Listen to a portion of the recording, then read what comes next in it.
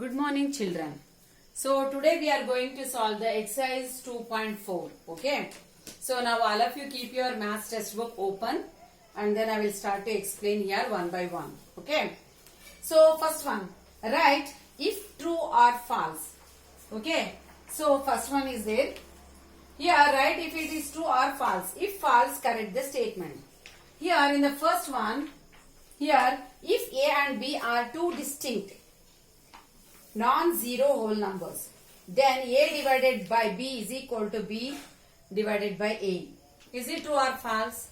Of course it is a false, because here it is a commutative property. So if you divide 4 by 5, that is not equal to 5 by 4. So it is a false.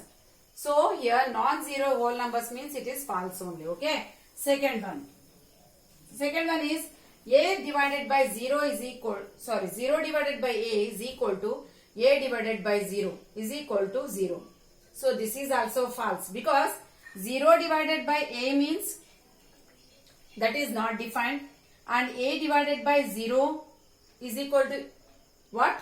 0. So here one is not defined and another one is value is 0. So here because of that those two are not equal. Okay, they are given here equal.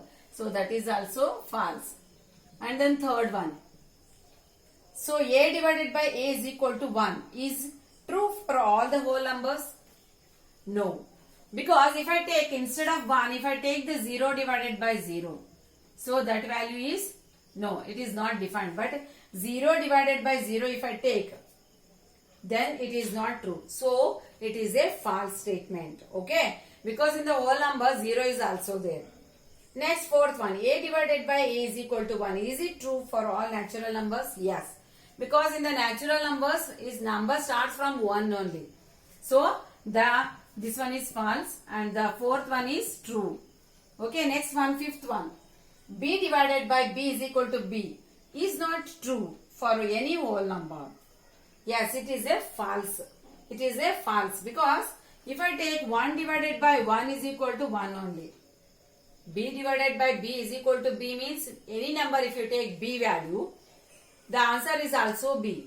Is it there? Is it possible in the whole number? Because 1 is there. 1 divided by 1 is equal to 1 only. So it is a false. Okay. Second question. So here in the second one you have to divide it. Divide and check your answers by division rule. So first you have to divide it, and division rule means you know that dividend is equal to divisor into quotient plus remainder. By using this formula you have to check the answers. Okay, you have to check your answers. Now let us come to the next one, third one. Which of the following do not have an answer in the system of whole number? They don't have an answer here. Which are those in the third one? Yes, it is the first one, because 8 divided by 0 is not defined and 0 by 0 is also not defined. Remaining 9 divided by 9 means 1. 0 divided by 12 means 0. So these two values we know, but 8 divided by 0 we don't know, not defined, and 0 divided by 0 is also not defined. So these two answers we don't know. Next, fourth one. Find what Q stands for in each of the following. So here you have to, what is the value of the Q you have to do. Okay, so you know that if you divide it you will get the answer here. So first one, okay, you do and you will find it. Okay. Next one, fifth one. Find A. If A is divided by 9, gives quotient 5 and the remainder 8. So you can use this formula, means dividend is equal to divisor into quotient plus remainder. Here already they are given here. 9 is the, divisor is 9 and then quotient is 5 and the remainder is 8. So if you use this formula you will get the dividend. Sixth one. Okay. So what is the smallest number that should be added to 100 that should be added to the 100. Here they are told to add here. Okay, add it to 100 to make the sum exactly divisible by 45. So here what I have to do, 45, you should divide the 100 properly. It will not divide also. So first I will divide it by 45. So 45 twos are, so 90, I will minus here, 10 I will get. So here 10 is the remainder. How much I should add to make it 45 here? So if you do 45 minus 10, you will get 35. So what I have to do, I should add 35 to 100 to make divisible by, completely divisible by 100. Sorry, 45. Okay, completely divisible by, in the sentence it is there. So by seeing that sentence, the sum exactly divisible by 45. Like that you have to write the sentence. Okay. So how much I should add here?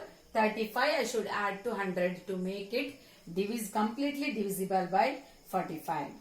Okay, next one, 7th one. A gardener has 245 saplings to be planted in the 12 rows.